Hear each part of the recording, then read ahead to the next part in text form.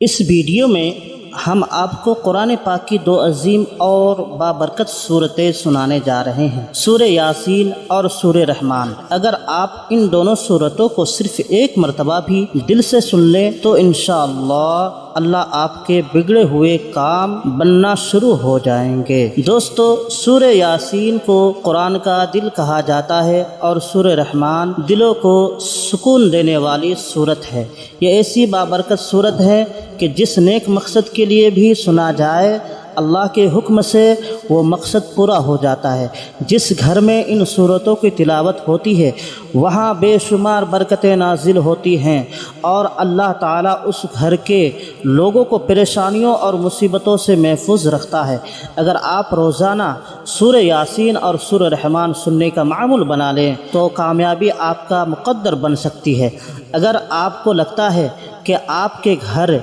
या कारोबार पर किसी का नज़र है, रिज़्क़ में तंगी है, तो अपने घर या दुकान में इन सूरतों को चलाएं। इंशाअल्लाह बुरी नज़र, जादू और दिगर मनफी असरात ख़त्म हो जाएंगे और रिज़्क़ में बेपनाह बरकत होगी। याद रखें, इन सूरतों को सिर्फ सुनना है, लेकिन शर्त यह है सुनना शुरू करें तो मुकम्मल सुनें, अधूरा ना छोड़ें। अगर आप कुरान पाक से मोहब्बत करते हैं तो इस वीडियो को अभी लाइक करें। आखिर में दुआ है कि या अल्लाह, जो लोग सूरह यासीन और सूरह रहमान को मुकम्मल सुनते हैं अपनी रहमत से उनकी तमाम परेशानियां दूर फरमा, उनके बिगड़े हुए काम बना दे और उनकी जायज़ हाजात को पूरा फरमा। आमीन। दोस्तों, कमेंट में आमीन ज़रूर लिखें, क्या पता किसकी ज़ुबान से निकली दुआ कबूल हो जाए। आप अपने दिल में नेक मकसद रखकर इन मुबारक सूरतों को सुने। बिस्मिल्लाहिर्रहमानिर्रहीम। यासीन वल क़ुरआनिल हकीम इन्नका लमिनल मुरसलीन अला सिरातिन मुस्तक़ीम तंज़ीलल अज़ीज़िर रहीम लितुंज़िर क़ौमन मा उन्ज़िर आबाउहुम फहुम गाफ़िलून। लक़द हक़्क़ल क़ौलु अला अक्सरिहिम फहुम ला युमिनून। इन्ना जअलना फ़ी अअनाक़िहिम अग़लालन फ़हिय इलल अज़क़ानि फ़हुम मुक़महून। वजअलना मिन बैन अयदीहिम सद्दन वमिन ख़ल्फ़िहिम सद्दन फ़अग़शयनाहुम फ़हुम ला युबसिरून। वसवाउन अलैहिम अअंज़रतहुम अम लम तुंज़िरहुम ला युमिनून। इन्नमा तुंज़िरु मन इत्तबअ अज़्ज़िक्र व ख़शिय अर्रहमान बिल्ग़ैब फ़बश्शिरहु बिमग़फ़िरतिन व अज्रिन करीम। इन्ना नहनु नुह्यिल मौता व नक्तुब मा क़द्दमू व आसारहुम व कुल्ल शैइन अहसयनाहु फ़ी इमामिन मुबीन। वضرب लहुम मसलन अस्हाबल क़रियह إذ جاءها المرسلون إذ أرسلنا إليهم اثنين فكذبوهما فعززنا بثالث فقالوا إنا إليكم مرسلون قالوا ما أنتم إلا بشر مثلنا وما أنزل الرحمن من شيء إن أنتم إلا تكذبون قالوا ربنا يعلم إنا إليكم لمرسلون وما علينا إلا البلاغ المبين قالوا إنا تطيرنا بكم لئن لم تنتهوا لنرجمنكم وليمسنكم منا عذاب أليم قالوا طائركم معكم أئن ذكرتم بل أنتم قوم مسرفون وجاء من أقصى المدينة رجل يسعى قال يا قوم اتبعوا المرسلين اتبعوا من لا يسألكم أجرا وهم مهتدون وما لي لا أعبد الذي فطرني وإليه ترجعون أأتخذ من دونه آلهة إن يردني الرحمن بضر لا تغن عني شفاءتهم شيئا ولا ينقذون إني إذا لفي ضلال مبين إني آمنت بربكم فاسمعون قيل ادخل الجنة قال يا ليت قومي يعلمون بما غفر لي ربي وجعلني من المكرمين وما أنزلنا على قومه من بعده من جود من السماء وما كنا منزلين إن كانت إلا صيحة واحدة فإذا هم خامدون يا حسرة على العباد ما يأتيهم من رسول إلا كانوا به يستهزئون ألم يروا كم أهلكنا قبلهم من القرون أنهم إليهم لا يرجعون وإن كل لما جميع لدينا محضرون وآية لهم الأرض الميتة أحييناها وأخرجنا منها حبا فمنه يأكلون وجعلنا فيها جنات من نخيل وأعناب وفجرنا فيها من العيون ليأكلوا من ثمره وما عملته أيديهم أفلا يشكرون سبحان الذي خلق الأزواج كلها مما تنبت الأرض ومن أنفسهم ومما لا يعلمون وآية لهم الليل نسلخ منه النهار فإذا هم مظلمون والشمس تجري لمستقر لها ذلك تقدير العزيز العليم والقمر قدرناه منازل حتى عاد كالعرجون القديم لا الشمس ينبغي لها أن تدرك القمر ولا الليل سابق النهار وكل في فلك يسبحون وآية لهم ألا حملنا ذريتهم في الفلك المشحون وخلقنا لهم من مثله ما يركبون وإن نشأ نغرقهم فلا صريخ لهم ولا هم ينقذون إلا رحمة منا ومتاعا إلى حين وإذا قيل لهم اتقوا ما بين أيديكم وما خلفكم لعلكم ترحمون وما تأتيهم من آية من آيات ربهم إلا كانوا عنها معرضين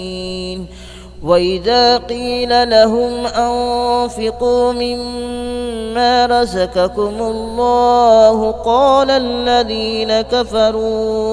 قال الذين كفروا للذين آمنوا أنطعم من لو يشاء الله أطعمه إن أنتم إلا في ضلال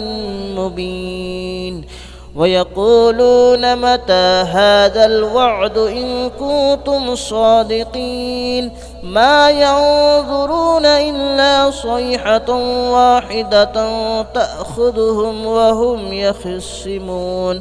فلا يستطيعون توصية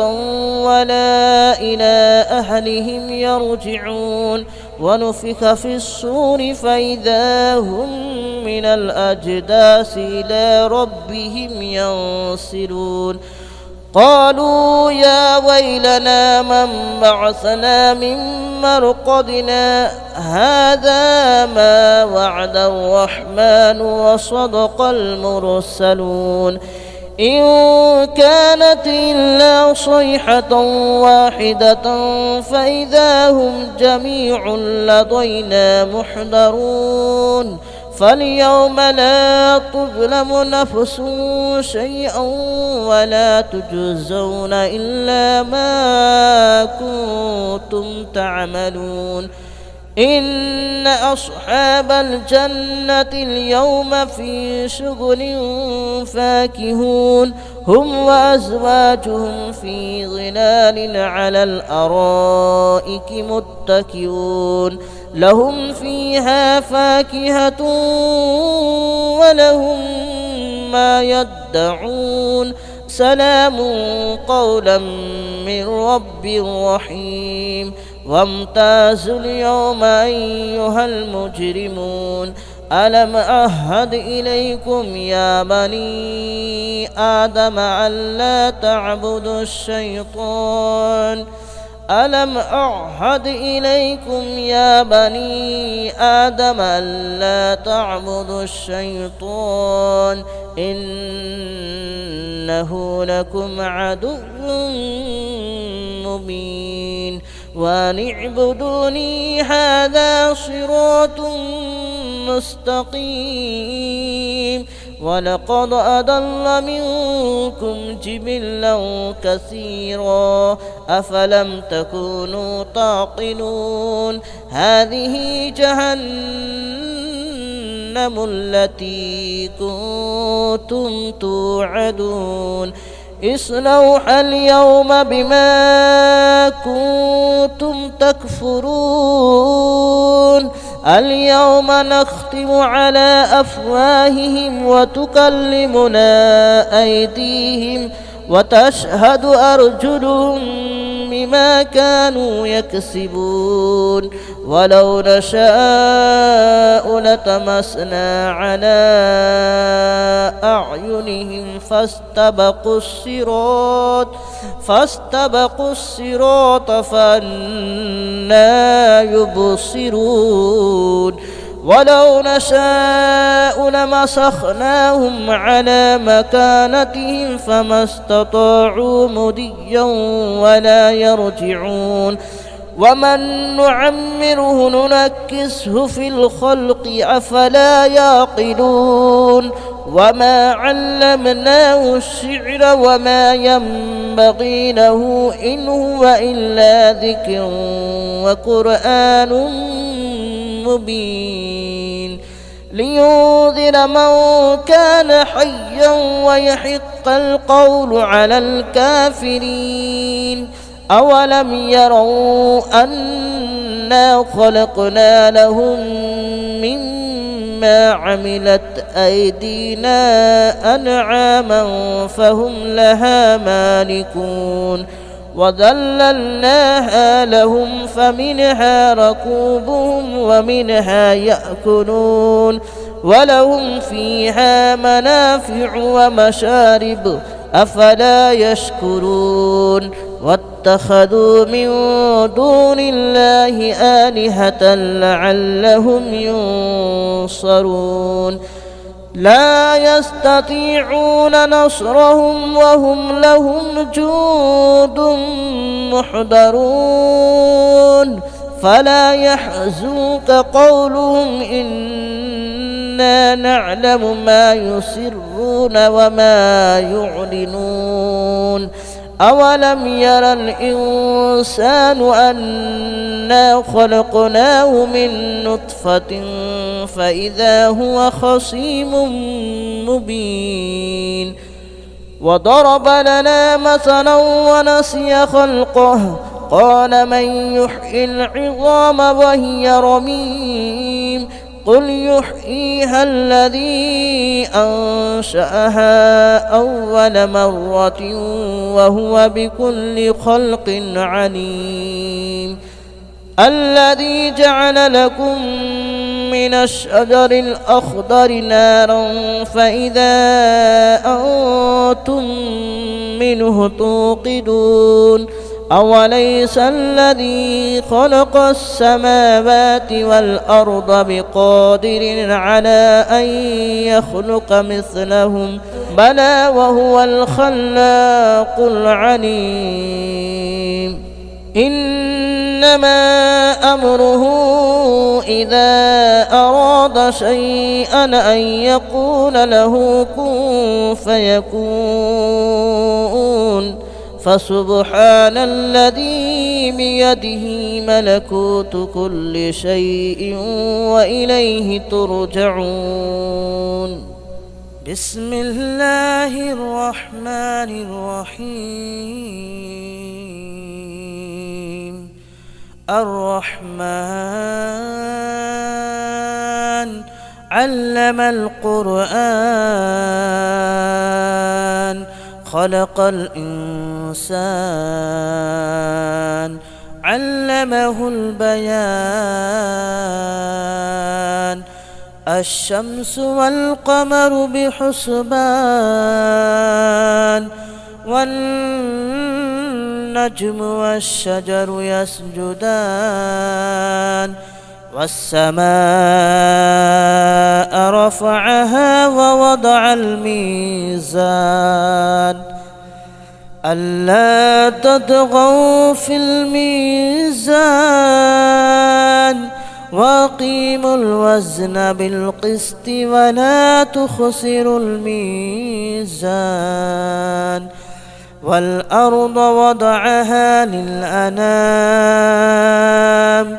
فيها فاكهة والنخل ذات الأكمام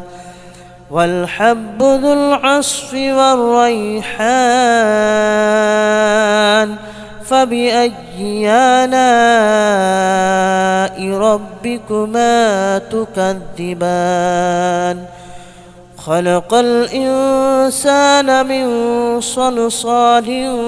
كالفخار وخلق الجان من مارج من نار فبأي آلاء ربكما تكذبان رب المشرقين ورب المغربين فبأي آلاء ربكما تكذبان مرج البحرين يلتقيان بينهما برزخ لا يبغيان فبأي آلاء ربكما تكذبان يخرج منهما اللؤلؤ والمرجان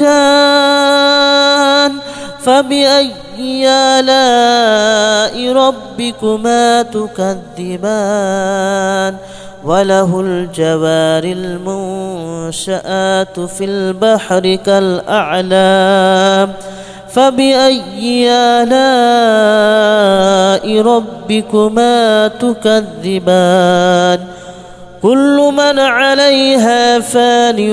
ويبقى وجه ربك ذو الجلال والإكرام فبأي آلاء ربكما تكذبان يسأله من في السماوات والأرض كل يوم هو في شأن فبأي آلاء ربكما تكذبان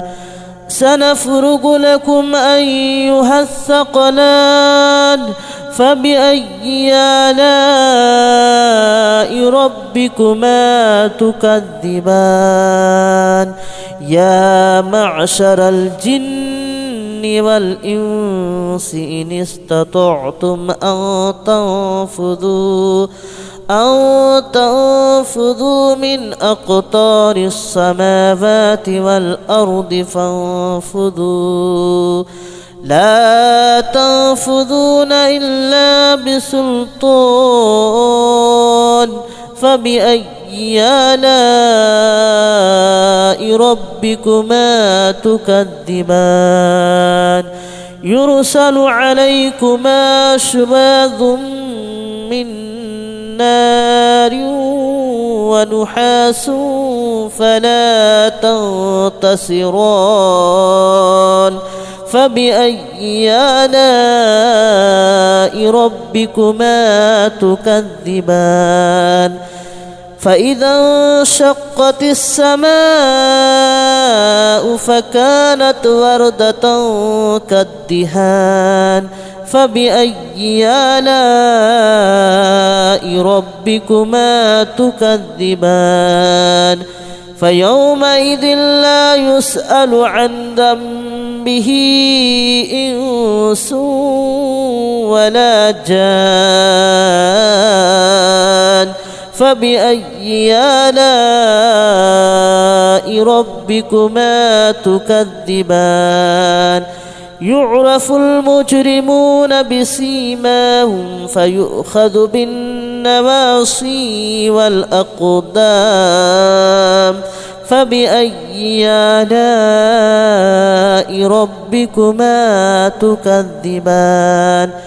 هذه جهنم التي يكذب بها المجرمون يطوفون بينها وبين حميم آن فبأي آلاء ربكما تكذبان ولمن خاف مقام ربه جنتان فبأي آلاء ربكما تكذبان ذواتا أفنان فبأي آلاء ربكما تكذبان فيهما عينان تجريان فبأي آلاء ربكما تكذبان فيهما من كل فاكهة زوجان فبأي آلاء ربكما تكذبان متكئين على فرش بطائنها من استبرق وجنى الجنتين دان فبأي آلاء ربكما تكذبان فيهن قاصرات الطرف لم يطمثهن إنس قبلهم ولا جان فبأي آلاء ربكما تكذبان كأنهن الياقوت والمرجان فبأي آلاء ربكما تكذبان هل جزاء الإحسان إلا الإحسان فبأي آلاء ربكما تكذبان ومن دونهما جنتان فبأي آلاء ربكما تكذبان مدهامتان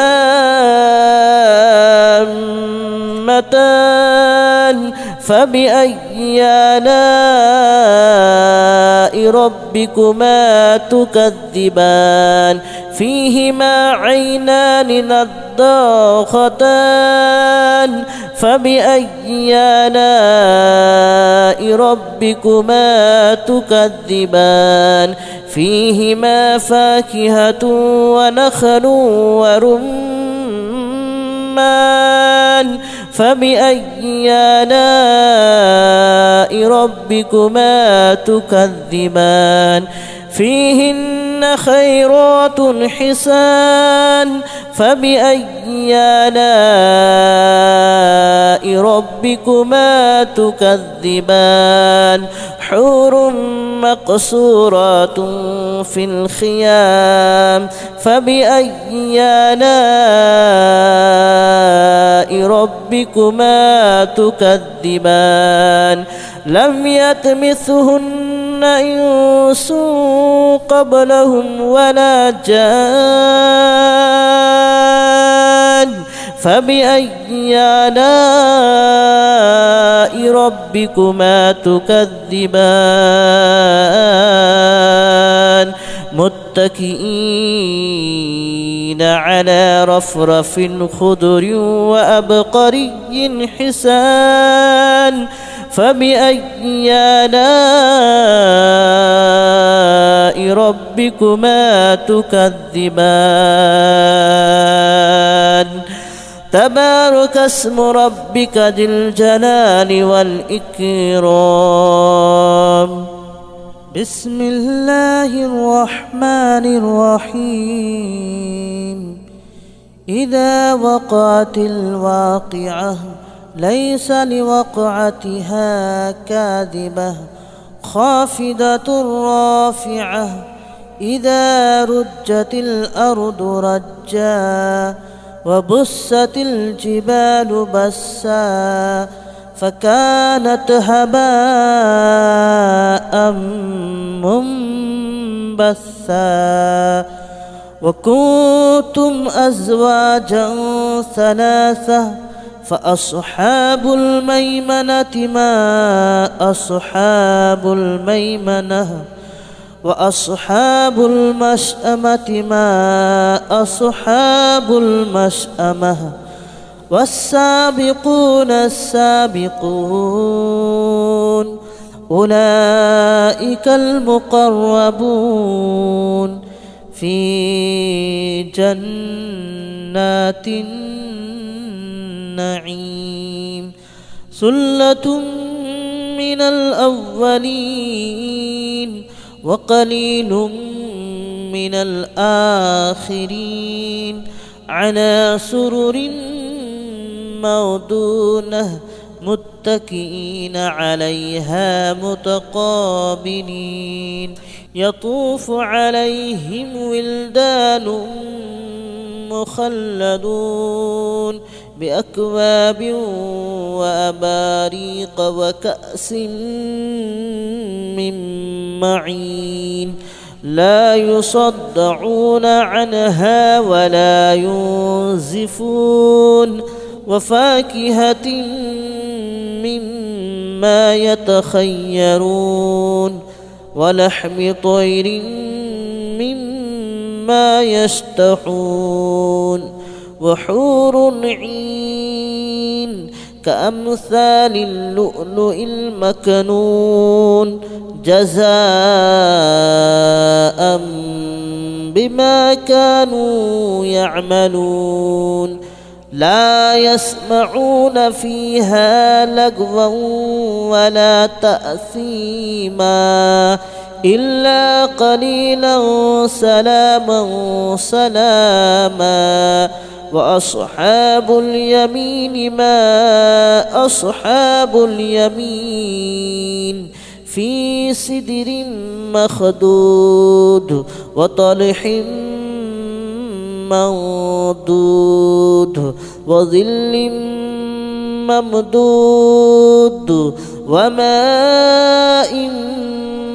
مسكوب وفاكهة كثيرة لا مقطوعة ولا ممنوعة وفرش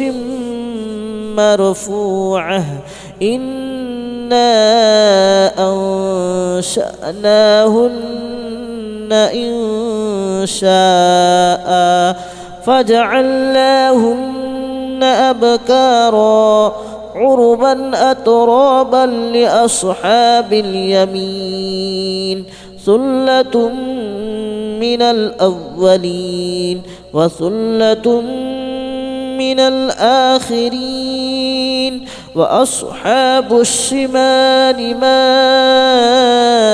أصحاب الشمال في سموم وحميم وظل من يحموم لا بارد ولا كريم إنهم كانوا قبل ذلك مترفين وكانوا يصرون على الحنث العظيم وكانوا يقولون أئذا متنا وكنا ترابا وعظاما أئنا لمبعوثون أو آباؤنا الأولون قل إن الأولين والآخرين لمجموعون إلى ميقات يوم معلوم ثم إنكم أيها الضالون المكذبون لآكلون من شجر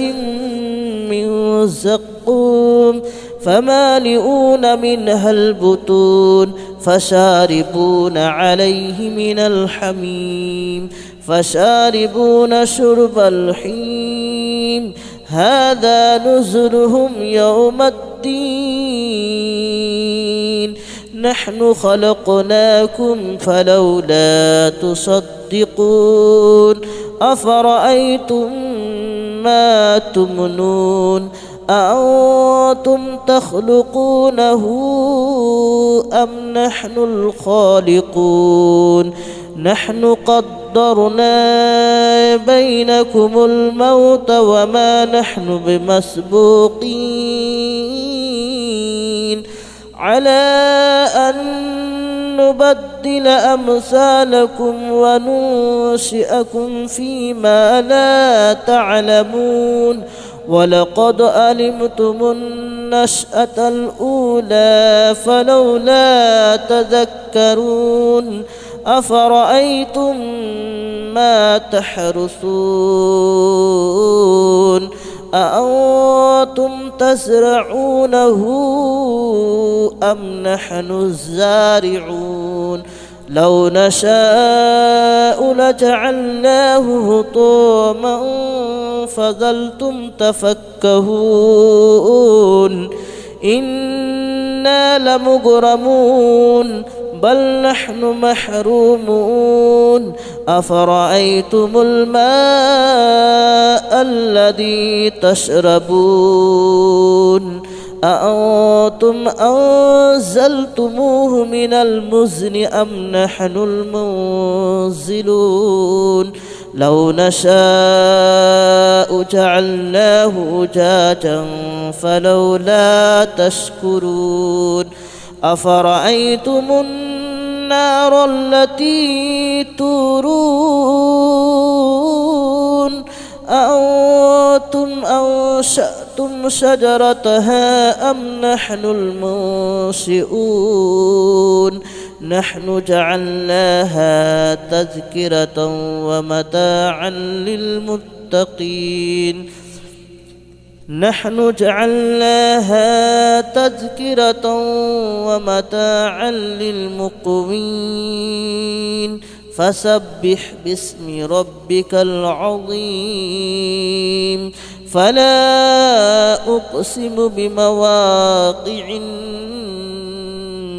النجوم وإنه لقسم لو تعلمون عظيم إنه لقرآن كريم في كتاب مكنون لا يمسه إلا المطهرون تنزيل من رب العالمين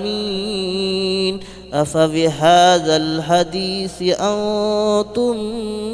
مدهنون وتجعلون رزقكم أنكم تكذبون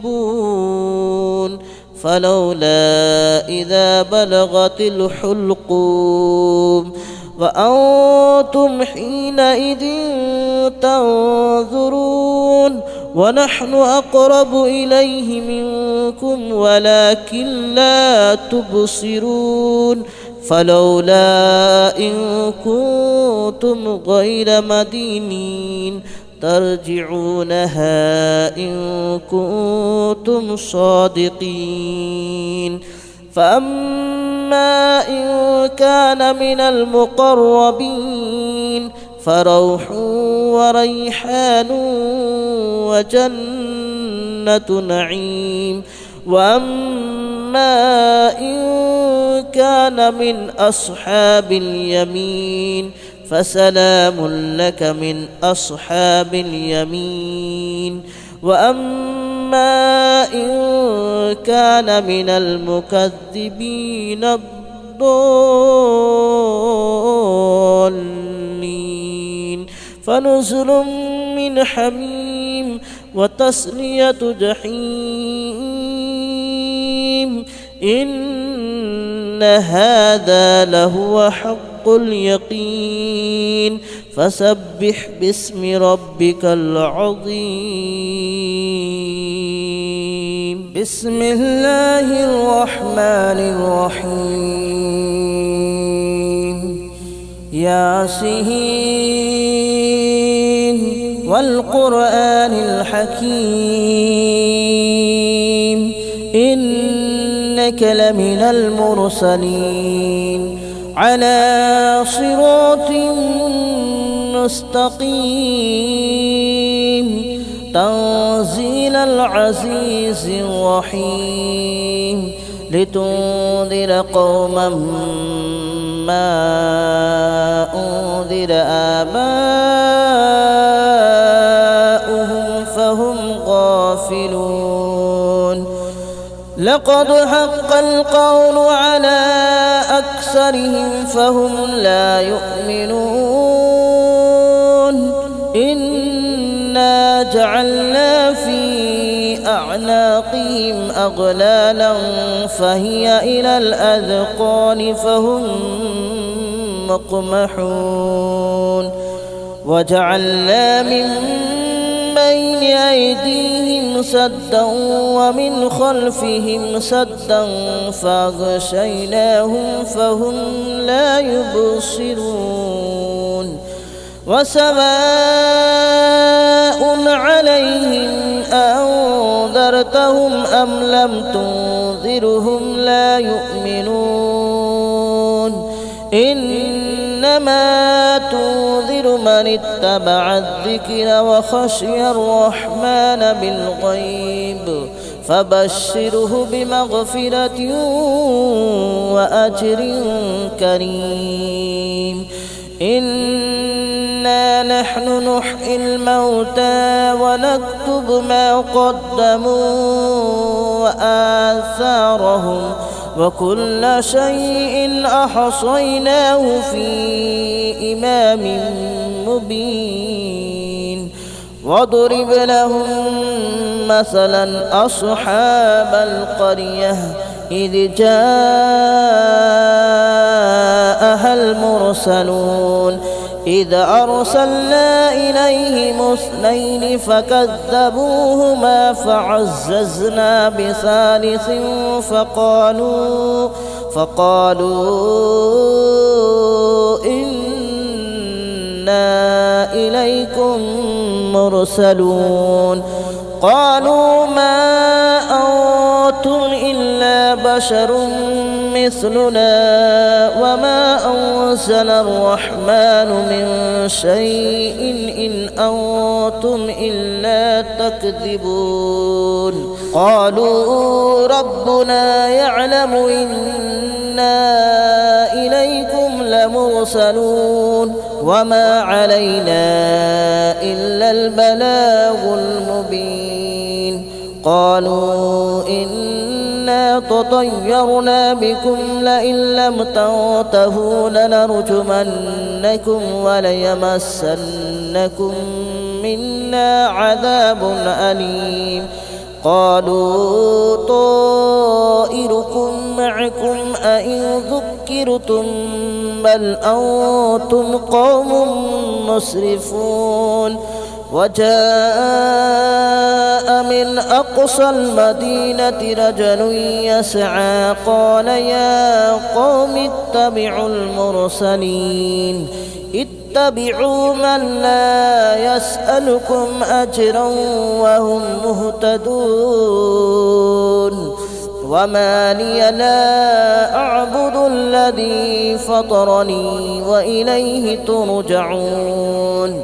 أأتخذ من دونه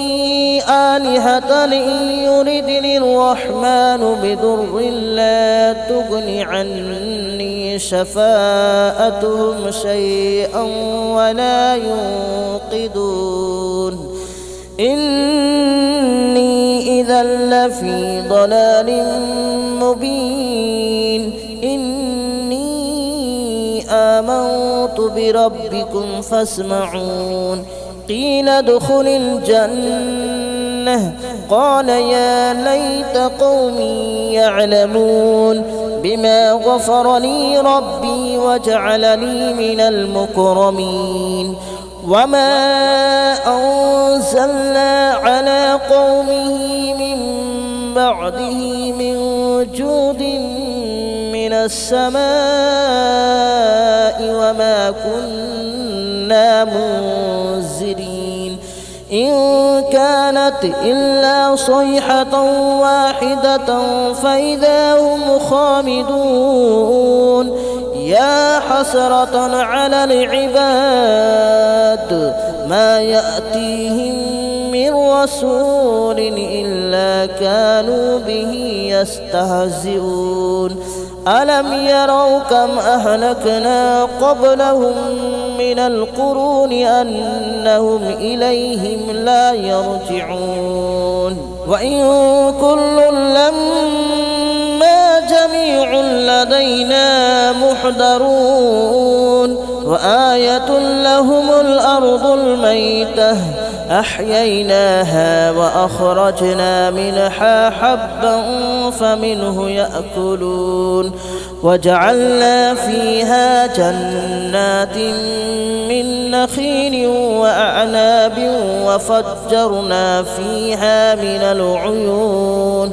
ليأكلوا من ثمره وما عملته أيديهم أفلا يشكرون سبحان الذي خلق الأزواج كلها مما تنبت الأرض ومن أنفسهم ومما لا يعلمون وآية لهم الليل نسلخ منه النهار فإذا هم مظلمون والشمس تجري لمستقر لها ذلك تقدير العزيز العليم والقمر قدرناه منازل حتى عاد كالعرجون القديم لا الشمس ينبغي لها أن تدرك القمر ولا الليل سابق النهار وكل في فلك يسبحون وآية لهم ألا حملنا ذريتهم في الفلك المشحون وخلقنا لهم من مثله ما يركبون وإن نشأ نغرقهم فلا صريخ لهم ولا هم ينقذون إلا رحمة منا ومتاعا إلى حين وإذا قيل لهم اتقوا ما بين أيديكم وما خلفكم لعلكم ترحمون وما تأتيهم من آية من آيات ربهم إلا كانوا عنها معرضين وإذا قيل لهم أنفقوا مما رزقكم الله قال الذين كفروا للذين آمنوا أنطعم من لو يشاء الله أطعمه إن أنتم إلا في ضلال مبين ويقولون متى هذا الوعد إن كنتم صادقين ما ينظرون إلا صيحة واحدة تأخذهم وهم يخصمون فلا يستطيعون توصية ولا إلى أهلهم يرجعون ونفخ في الصور فإذا هم من الأجداث إلى ربهم ينسلون قالوا يا ويلنا من بعثنا من مرقدنا هذا ما وعد الرحمن وصدق المرسلون إن كانت إلا صيحة واحدة فإذا هم جميع لدينا محضرون فاليوم لا تظلم نفس شيئا ولا تجزون إلا ما كنتم تعملون إن أصحاب الجنة اليوم في شغل فاكهون هم وأزواجهم في ظلال على الأرائك متكئون لهم فيها فاكهة ولهم ما يدعون سلام قولا من رب رحيم وامتازوا اليوم أيها المجرمون ألم أعهد إليكم يا بني آدم ألا تعبدوا الشيطان ألم أعهد إليكم يا بني آدم ألا تعبدوا الشيطان إنه لكم عدو مبين وأن اعبدوني هذا صراط مستقيم ولقد أضل منكم جبلا كثيرا أفلم تكونوا تعقلون هذه جهنم التي كنتم توعدون اصلوها اليوم بما كنتم تكفرون اليوم نختم على أفواههم وتكلمنا أيديهم وتشهد أرجلهم بما كانوا يكسبون ولو نشاء لطمسنا على أعينهم فاستبقوا الصراط فأنى يبصرون ولو نشاء لمسخناهم على مكانتهم فما استطاعوا مضيا ولا يرجعون ومن نعمره ننكسه في الخلق أفلا يعقلون وما علمناه الشعر وما ينبغي له إن هو إلا ذكر وقرآن مبين لينذر من كان حيا ويحق القول على الكافرين أولم يروا أنا خلقنا لهم مما عملت أيدينا أنعاما فهم لها مالكون وذللناها لهم فمنها ركوبهم ومنها يأكلون ولهم فيها منافع ومشارب أفلا يشكرون واتخذوا من دون الله آلهة لعلهم ينصرون لا يستطيعون نصرهم وهم لهم جند محضرون فلا يحزنك قولهم إنا نعلم ما يسرون وما يعلنون أولم ير الإنسان أنا خلقناه من نطفة فإذا هو خصيم مبين وضرب لنا مثلا ونسي خلقه قال من يحيي العظام وهي رميم قل يحييها الذي أنشأها أول مرة وهو بكل خلق عليم الذي جعل لكم من الشجر الأخضر نارا فإذا أنتم منه توقدون أوليس الذي خلق السماوات والأرض بقادر على أن يخلق مثلهم بلى وهو الخلاق العليم إنما أمره إذا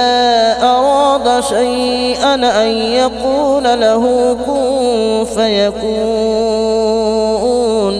فسبحان الذي بيده ملكوت كل شيء وإليه ترجعون بسم الله الرحمن الرحيم الرحمن علم القرآن خلق الإنسان علمه البيان الشمس والقمر بحسبان والنجم والشجر يسجدان والسماء رفعها ووضع الميزان ألا تطغوا في الميزان وأقيموا الوزن بالقسط ولا تخسروا الميزان والأرض وضعها للأنام فيها فاكهة والنخل ذات الأكمام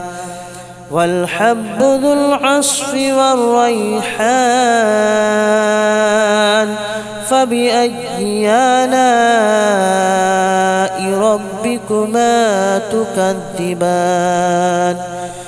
خلق الإنسان الإنسان من صلصال كالفخار وخلق الجان من مارج من نار فبأي آلاء ربكما تكذبان رب المشرقين ورب المغربين فبأي آلاء ربكما تكذبان مرج البحرين يلتقيان بينهما برزخ لا يبغيان فبأي آلاء ربكما تكذبان يخرج منهما اللؤلؤ والمرجان فبأي آلاء ربكما تكذبان وله الجوار المنشآت في البحر كالأعلام فبأي آلاء ربكما تكذبان كل من عليها فان ويبقى وجه ربك ذو الجلال والإكرام فبأي آلاء ربكما تكذبان يسأله من في السماوات والأرض كل يوم هو في شأن فبأي آلاء ربكما تكذبان سنفرغ لكم أيها الثقلان فبأي آلاء ربكما تكذبان يا معشر الجن والإنس إن استطعتم أن تنفذوا من أقطار السماوات والأرض فانفذوا لا تنفذون إلا بسلطان فبأي آلاء ربكما تكذبان يرسل عليكما شواظ من نار ونحاس فلا تنتصران فبأي آلاء ربكما تكذبان فإذا انشقت السماء فكانت وردة كالدهان فبأي آلاء ربكما تكذبان فيومئذ لا يسأل عن ذنبه إنس ولا جان فبأي آلاء ربكما تكذبان يعرف المجرمون بسيماهم فيؤخذ بالنواصي والأقدام فبأي آلاء ربكما تكذبان هذه جهنم التي يكذب بها المجرمون يطوفون بينها وبين حميم آن فبأي آلاء ربكما تكذبان ولمن خاف مقام ربه جنتان فبأي آلاء ربكما تكذبان ذواتا أفنان فبأي آلاء ربكما تكذبان فيهما عينان تجريان فبأي آلاء ربكما تكذبان فيهما من كل فاكهة زوجان فبأي آلاء ربكما تكذبان متكئين على فرش مطائنها من استبرق وجنى الجنتين دان فبأي آلاء ربكما تكذبان فيهن قاصرات الطرف لم يطمثهن إنس قبلهم ولا جان فبأي آلاء ربكما تكذبان كأنهن الياقوت والمرجان فبأي آلاء ربكما تكذبان هل جزاء الإحسان إلا الإحسان فبأي آلاء ربكما تكذبان ومن دونهما جنتان فبأي آلاء ربكما تكذبان مدهامتان فبأي آلاء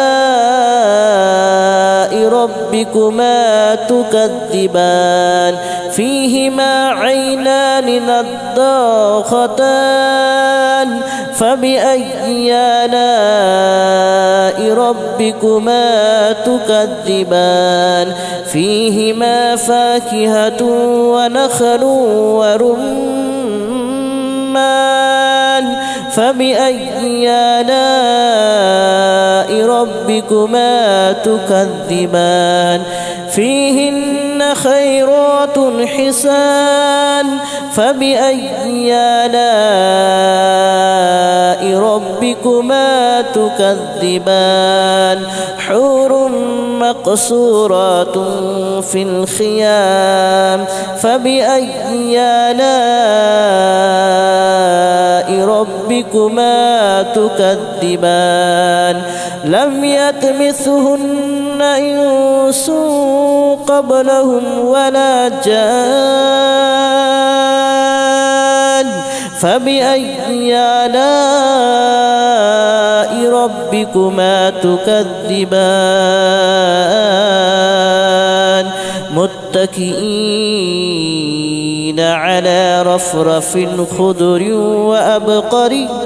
حسان فبأي آلاء ربكما تكذبان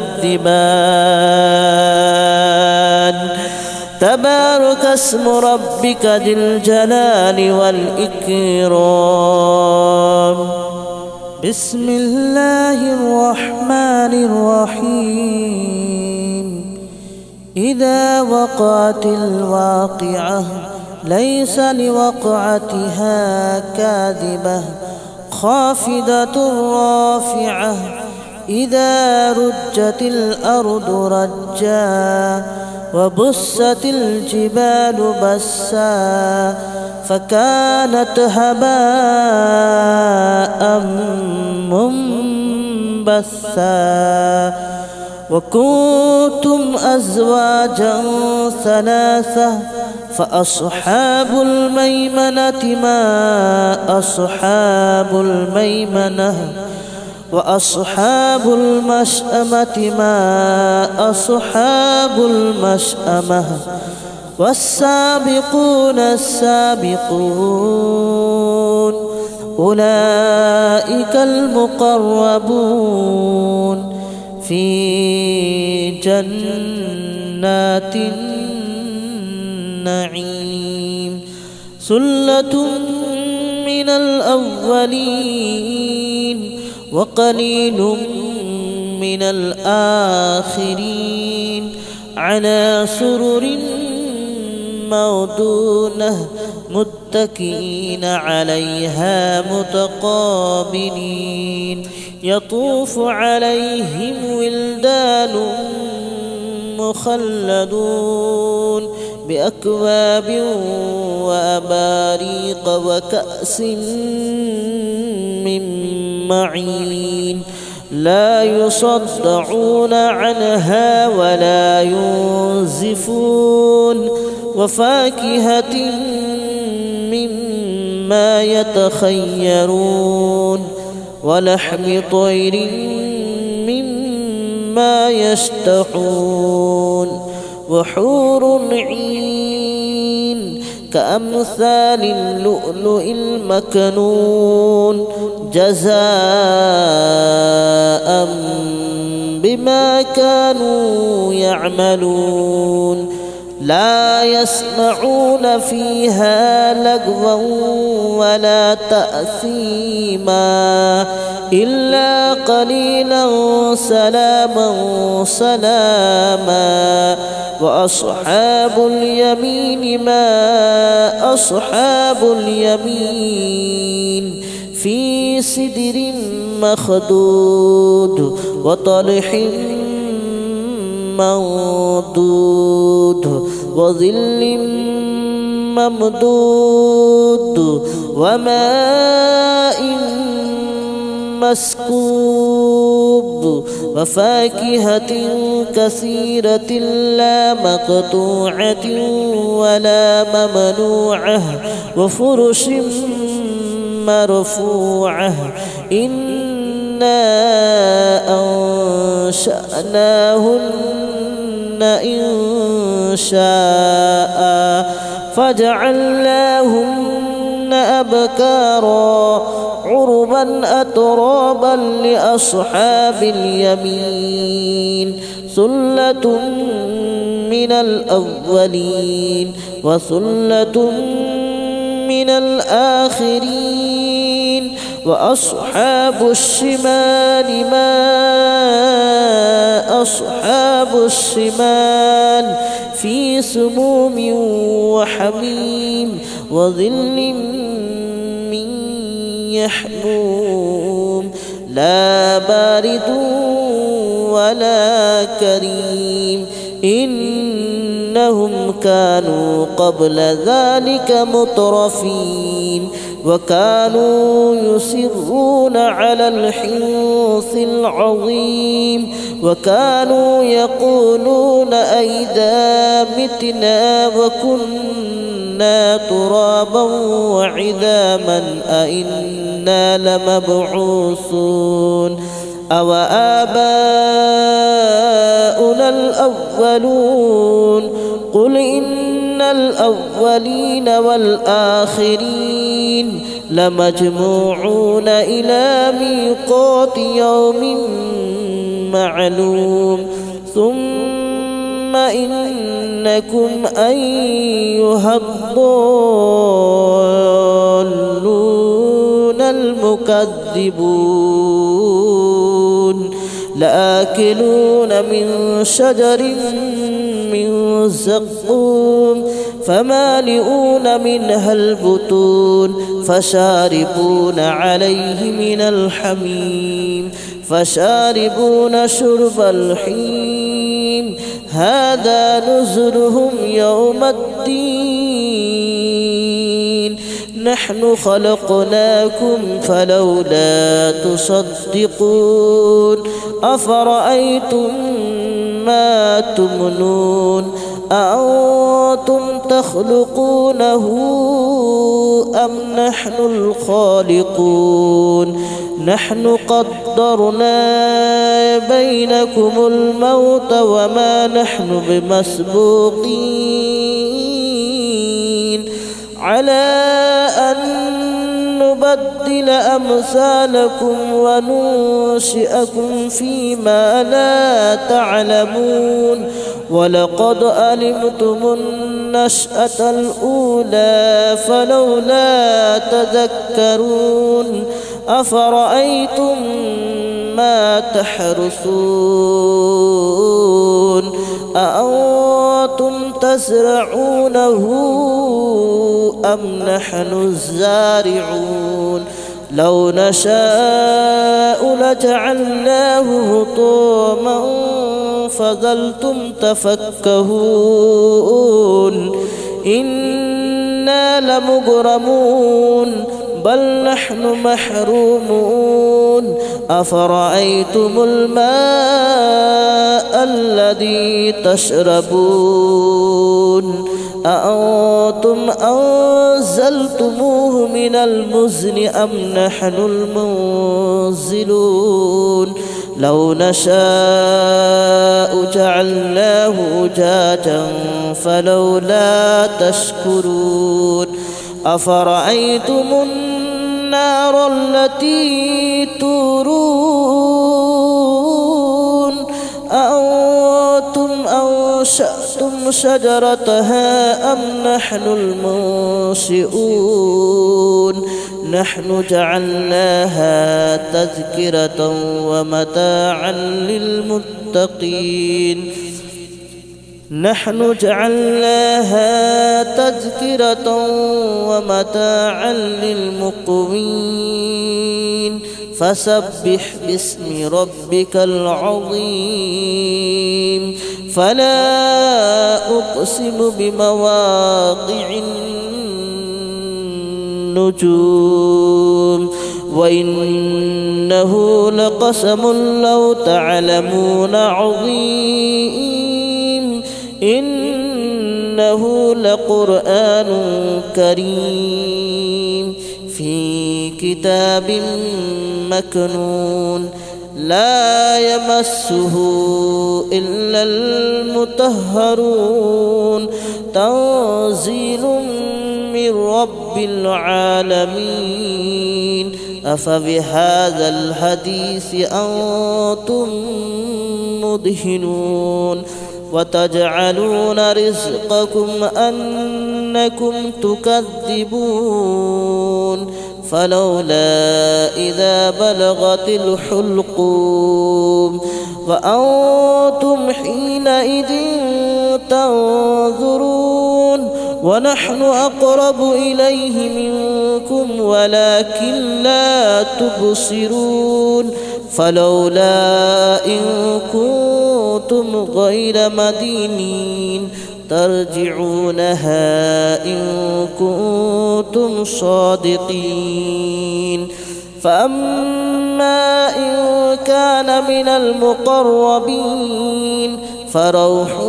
وريحان وجنة نعيم وأما إن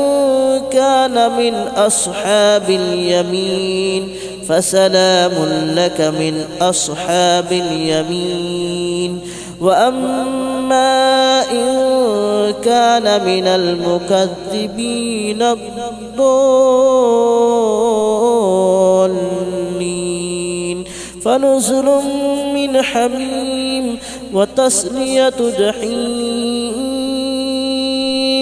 إن هذا لهو حق اليقين فسبح باسم ربك العظيم بسم الله الرحمن الرحيم ياسين والقرآن الحكيم إنك لمن المرسلين على صراط مستقيم تنزيل العزيز الرحيم لتنذر قوما ما أنذر آباؤهم فهم غافلون لقد حق القول على أكثرهم فهم لا يؤمنون إنا جعلنا في أعناقهم أغلالا فهي إلى الأذقان فهم مقمحون وجعلنا من بين أيديهم سدا ومن خلفهم سدا فأغشيناهم فهم لا يبصرون وسواء عليهم أنذرتهم أم لم تنذرهم لا يؤمنون إنما تنذر من اتبع الذكر وخشي الرحمن بالغيب فبشره بمغفرة وأجر كريم إنا نحن نحيي الموتى ونكتب ما قدموا وآثارهم وكل شيء أحصيناه في إمام مبين واضرب لهم مثلا أصحاب القرية إذ جاءها المرسلون إذ أرسلنا إليهم اثنين فكذبوهما فعززنا بثالث فقالوا إنا إليكم مرسلون قالوا ما أنتم إلا بشر مثلنا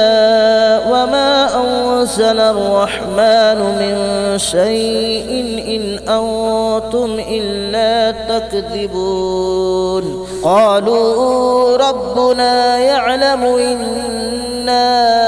إليكم لمرسلون وما علينا إلا البلاغ المبين قالوا إنا تطيرنا بكم لئن لم تنتهوا لنرجمنكم وليمسنكم منا عذاب أليم قالوا طائركم معكم أئن ذكرتم بل أنتم قوم مسرفون وجاء من أقصى المدينة رجل يسعى قال يا قوم اتبعوا المرسلين اتبعوا من لا يسألكم أجرا وهم مهتدون وما لي لا أعبد الذي فطرني وإليه ترجعون أأتخذ من دونه آلهة إن يردني الرحمن بضر لا تغن عني شفاءتهم شيئا ولا ينقذون إني إذا لفي ضلال مبين آمنت بربكم فاسمعون قيل ادخل الجنة قال يا ليت قومي يعلمون بما غفر لي ربي وجعلني من المكرمين وما أنزلنا على قومه من بعده من جود من السماء وما كنا منزلين إن كانت إلا صيحة واحدة فإذا هم خامدون يا حسرة على العباد ما يأتيهم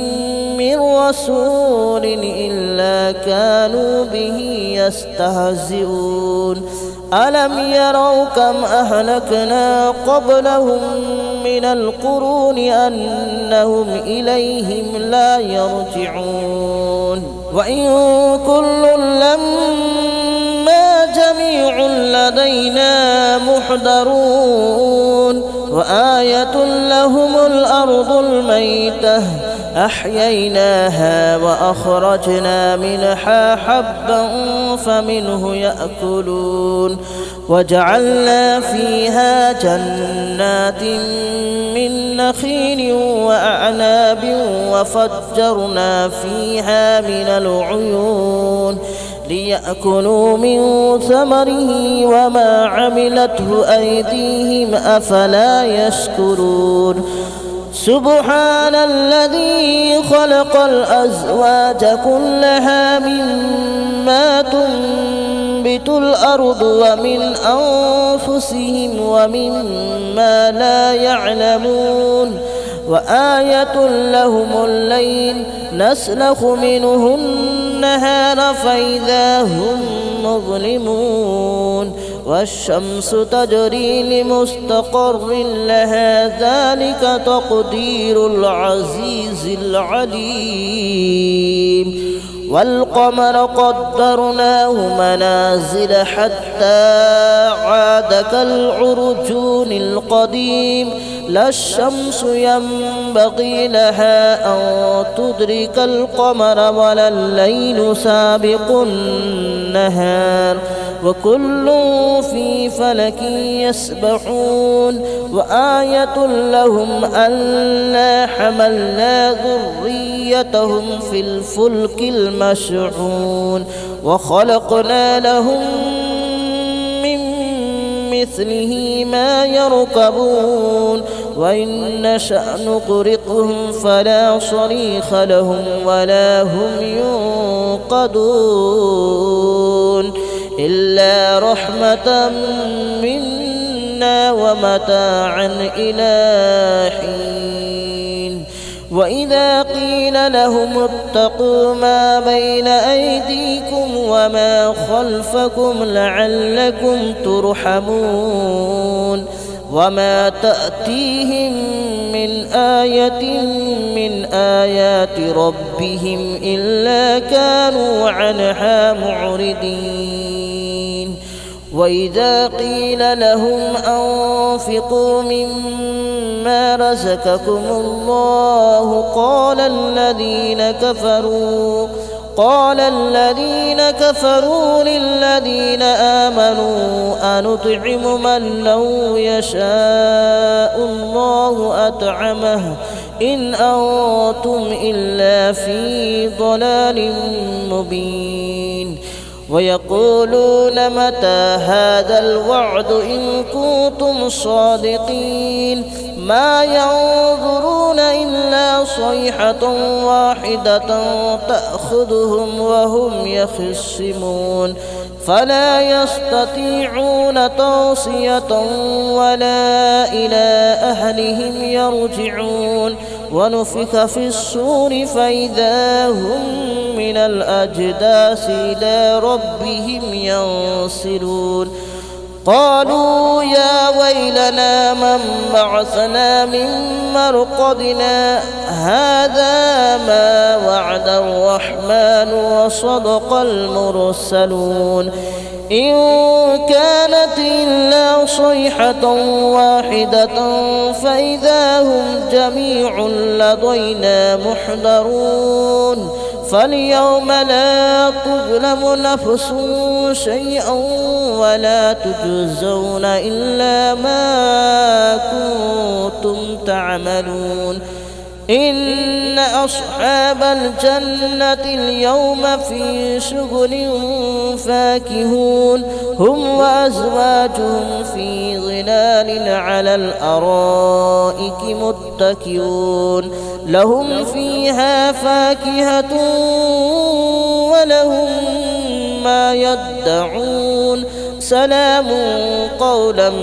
من رب رحيم وامتازوا اليوم أيها المجرمون ألم أعهد إليكم يا بني آدم ألا تعبدوا الشيطان ألم أعهد إليكم يا بني آدم ألا تعبدوا الشيطان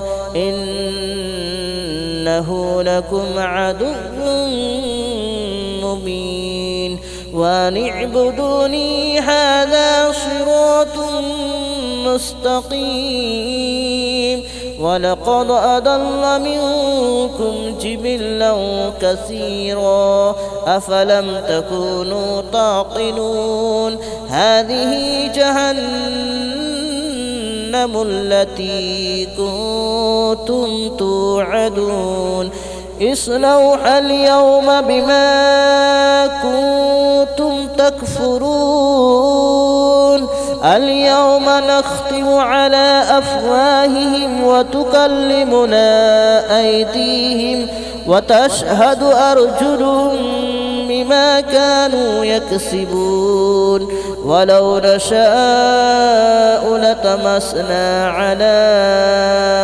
أعينهم فاستبقوا الصراط فأنى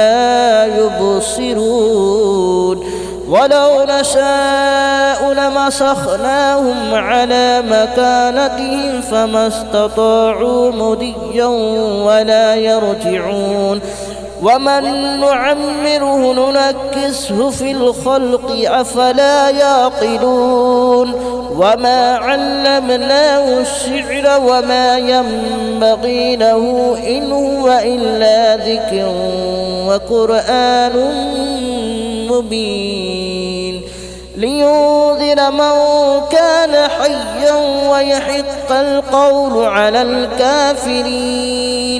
أولم يروا أنا خلقنا لهم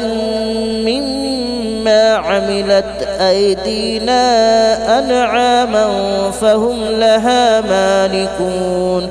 وذللناها لهم فمنها ركوبهم ومنها يأكلون ولهم فيها منافع ومشارب أفلا يشكرون واتخذوا من دون الله آلهة لعلهم ينصرون لا يستطيعون نصرهم وهم لهم جند محضرون فلا يحزنك قولهم إنا نعلم ما يسرون وما يعلنون أولم ير الإنسان أنا خلقناه من نطفة فإذا هو خصيم مبين وضرب لنا مثلا ونسي خلقه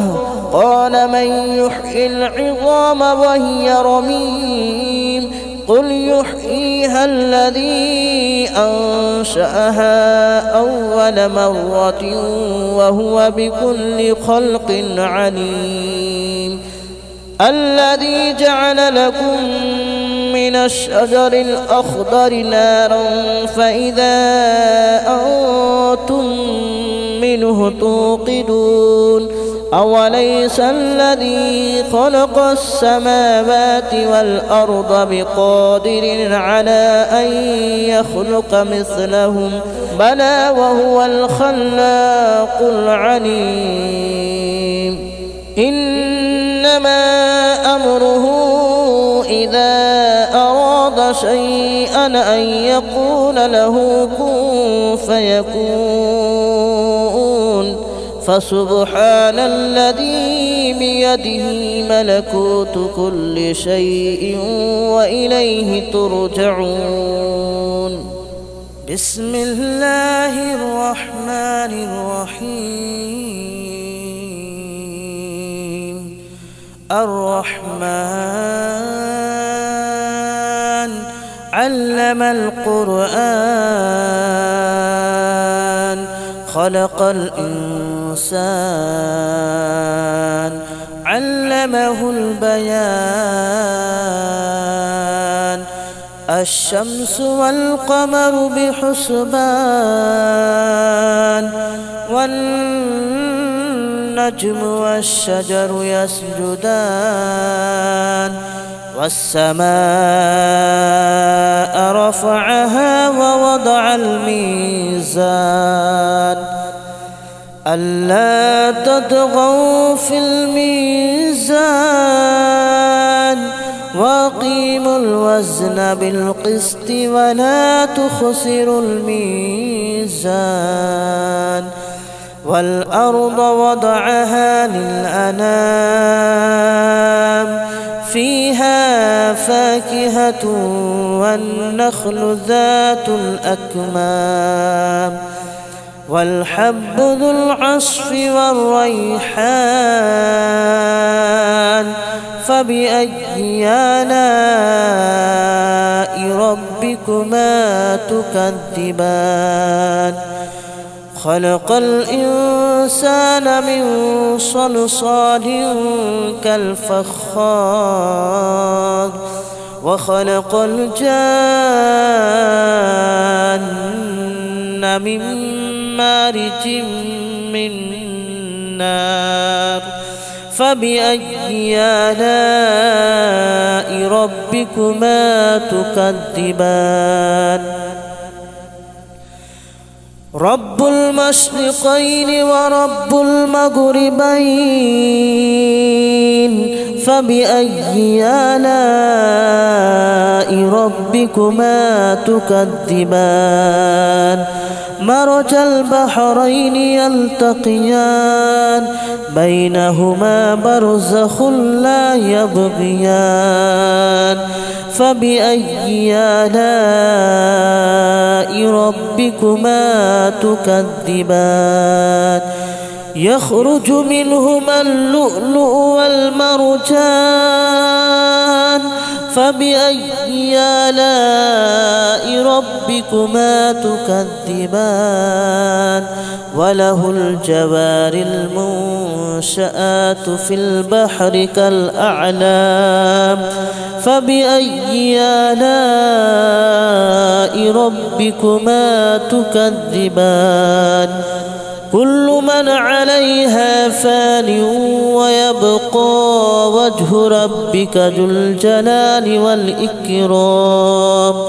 فبأي آلاء ربكما تكذبان يسأله من في السماوات والأرض كل يوم هو في شأن فبأي آلاء ربكما تكذبان سنفرغ لكم أيها الثقلان فبأي آلاء ربكما تكذبان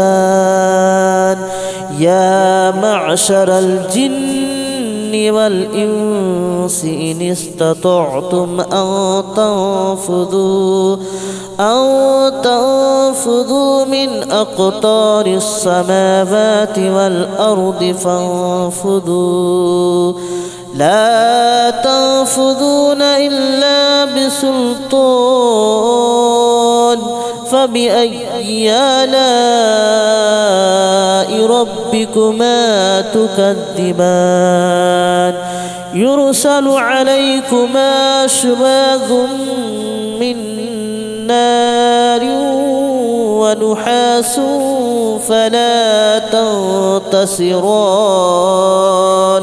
فبأي آلاء ربكما تكذبان فإذا انشقت السماء فكانت وردة كالدهان فبأي آلاء ربكما تكذبان فيومئذ لا يسأل عن ذنبه إنس ولا جان فبأي آلاء ربكما تكذبان يعرف المجرمون بسيماهم فيؤخذ بالنواصي والأقدام فبأي آلاء ربكما تكذبان